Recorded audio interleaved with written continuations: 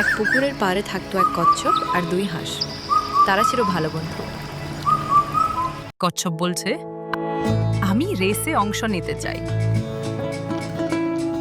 প্রথম হাঁস বলছে, তুমি রেস করবে আমাদের সঙ্গে?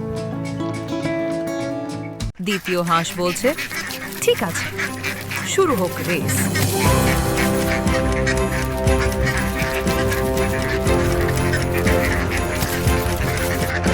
রেস শুরু হলো।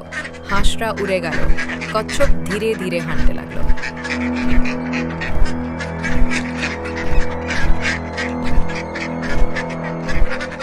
প্রথম হাঁস বলছে, চলো একটু বিশ্রাম নিই, কচ্ছপ তো অনেক পেছনে।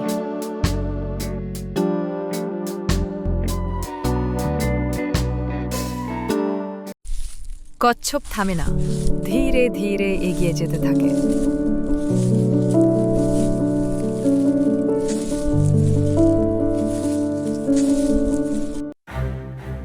হাঁসেরা যখন উঠে দাঁড়ালো, তখন কচ্ছপ পৌঁছে গেছে গন্তব্যে।